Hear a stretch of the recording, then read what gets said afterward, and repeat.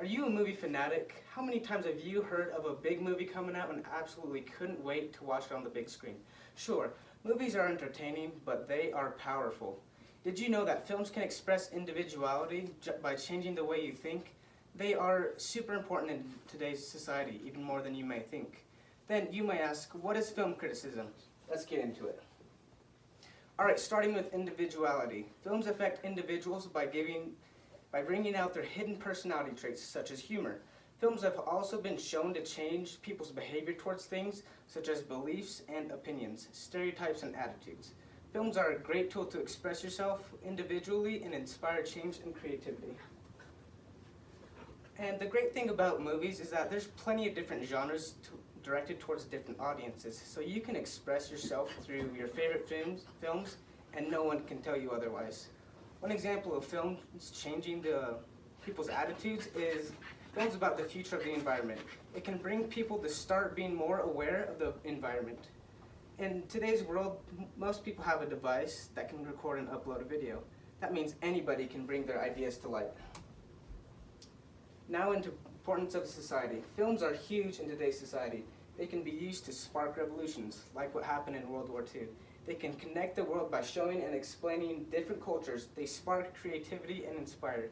It also boosts the economy and it shows us our history.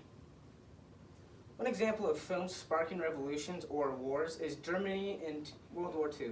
Adolf Hitler used World War films as propaganda to rally people to his cause, and it was pretty successful. Films can also connect different cultures by making us aware of what life is like on the other side of the world. It also boosts the economy by giving people jobs in the film industry, and box offices bring in billions of dollars every year.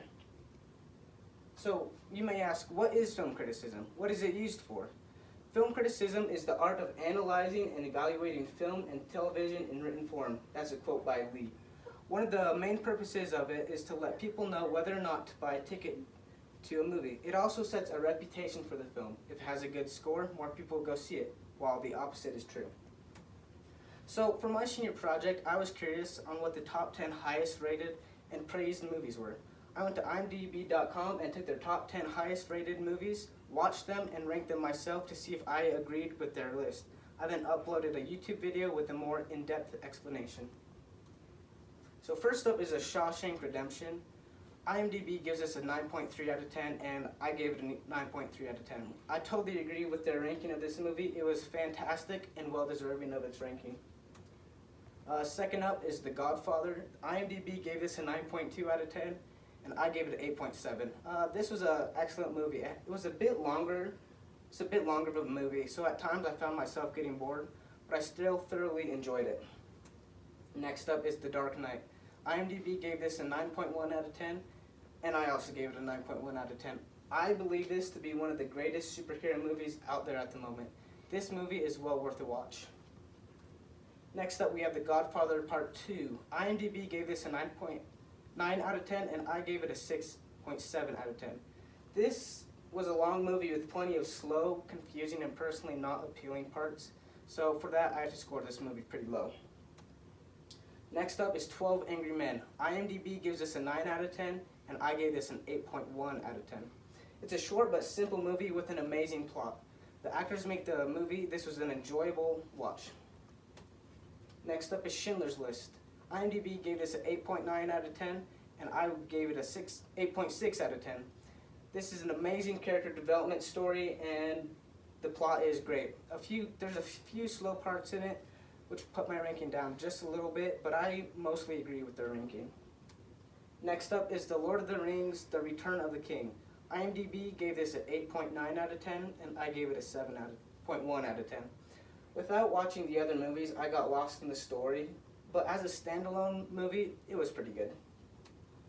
Next up is Pulp Fiction. IMDb gave this an 8.9 out of 10, and I gave it a 7 out of 10. The story wasn't really clear and it didn't make a whole lot of sense, but it makes up for it with it being funny and entertaining. I think it's worth a watch at least once.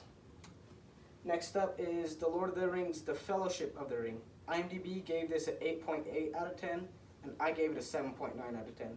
After learning a little bit more about the history of the movie, I found myself getting immersed into the story. I thoroughly enjoyed this movie. And for the 10th highest ranked, we got IMDb, The Good, the Bad, and the Ugly. IMDb gave this an 8.8 out of 10. I gave it a 7 out of 10. This movie honestly caused me to fall asleep, but after I finished it, I ended up liking the movie. I can see why people call it the best Western. Alright, so after this project, I have learned a lot. I've learned that films are a great way to express and show individuality, and it shows it in many different ways. Films affect society more than you may realize. It is a very important tool that can spark revolutions and inspire the everyday person. There's more to film criticism than the average person may know. It is a useful public service. I also came to find out that everybody has their own opinions on movies, and it doesn't matter what anyone else thinks. Movies are unique in their own way, and each deserves praise due to the amount of work put into them. Any questions? How long did it take you to complete your project? I'd say about 30-ish, 35 hours, somewhere around there. Okay, would you recommend any of these movies to people? I think I'd recommend all of them. I think all of them are worth a watch. There's a reason why they're ranked so high on their website. What's an example of a movie's changing stereotypes? So, a stereotype in films is males only like super action movies and females only like romance movies. But if you talk to people, then you'll find out that that always isn't the case. So it just depends on the individual.